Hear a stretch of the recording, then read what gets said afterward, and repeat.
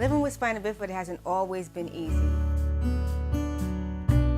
The triumphs that I had and the family had was to know that although we had a special baby, a special child in our family, a miracle child in our family, which God gives the glory, is that she was able to succeed in her education. When I say succeed, I mean even though they said you may be mentally challenged, you were in mainstream classes, you excelled academically, you had the award of the Principal's Award. Oh, excuse me, it was a presidential award. Oh, that's right, of the United States. Sorry. A teacher in middle school that said that you were great with numbers and we should do something with you because you were good with math. Probably got that from your Mimi Elsie, because she loved that. And when you went to Howard University, you made the dean's list twice. And from that just proved that to me that there is a God. Regardless what man says, God has the last say, and he gets the glory in everything that we triumphed in. The first time was when you actually took your first step. I mean, I don't know who was happier, if you were happier than we were, because I was like, oh my goodness, even though it was a step, it was more like a run, it wasn't a step. It's like, oh my God, this girl is already running, she can't even walk. So, I mean, to go from, she might not be able to walk, to see you basically crawling and running before you started walking. Oh man, that was a joy that I'll never get over. I mean, it's nothing else that can, it's nothing that can compare that to. I was just, that moment that I can still see you with your braces. We were in the living room. You made that first step and just ran towards me. Like, that was just great to see. And then to see just how you've grown, matured. It's a blessing. And at first we thought it was such an undue, unjust burden on us, but it turned out, there you go. For me, I feel like ours was a special case because you were kind of the miracle child. You don't really have the symptoms that most people do, that are living with spina bifida. So for me, I basically got to witness a living miracle for the past almost 27 years of my life, because I have visceral and tangible proof that medicine can only say so much, but miracles are real. And I have like I said, mine is visceral. I can actually see it. I can touch it. It's almost like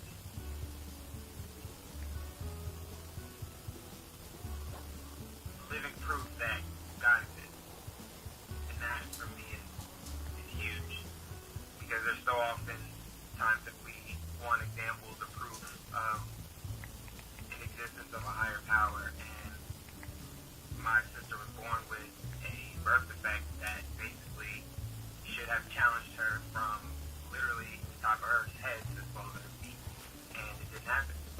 I mean, there are things that you have to deal with, but other than that, she basically defied the odds.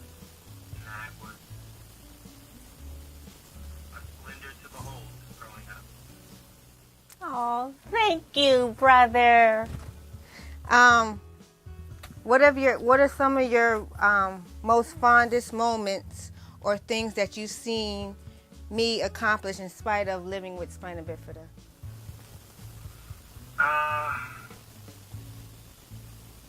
Dancing, being smarter than me. I don't look at you like someone with spina bifida. That's just, I mean, you were born that way. It's just a quirk of nature. That's pretty much it, I guess. Okay. Thank you. The doctor said I would be mentally challenged and I wouldn't walk.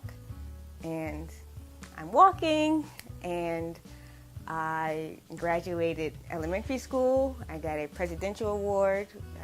At the time, President Clinton was in office. I graduated from middle school, graduated from high school, and I lived and achieved my biggest dream in life when I graduated from Howard University. And I just owe God all the praise and the glory.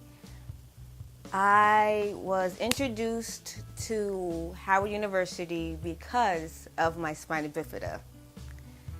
Howard University is located on Georgia Avenue in Washington, D.C., and at the time, so was Walter Reed, family friend from down in the Maryland area, D.C. area, was our driver at the time, and I don't know, for whatever reason, he just drove us down Georgia Avenue, and that's Howard University. And I came back home to Kingston, New York, going into the second grade, saying I was going to Howard University, and I said that through my whole life. Never wanted to go to any other school. Never really looked at any school. Never had the desire to go to any other school. And I remember one time my great-grandmother was sitting down with me in her living room. And she was like, "Rashon, why don't you just apply to another school? You haven't heard back from Howard. Or everybody else is hearing back from their schools. And you haven't heard back from Howard yet. Why don't you just stay here and just go to community college?" And I said no, I wasn't going to stay here to go to community college. I was going to go to Howard University. I will never forget when my mother read my acceptance letter to Howard University at my church here in Kingston, New York, at Riverview Missionary Baptist Church. That was the first time I ever saw my great-grandmother cry. And they weren't tears of sorrow, they were tears of joy. And it brought tears of joy to my face. And I'm so happy that she was here to see me achieve that goal in my life.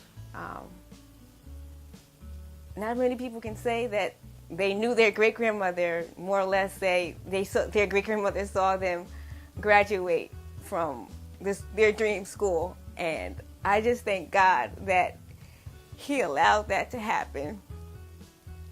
And I just thank Him. I just thank God for allowing me to be a vessel to the world, to people who I have come across as a miracle, as someone who beat the odds, someone who didn't let this stop her in life, someone who didn't let this defeat her. And I just thank Him. There's not enough words. There's no words that I can really say to express how grateful and how thankful I am to Him. Okay. That wasn't expected.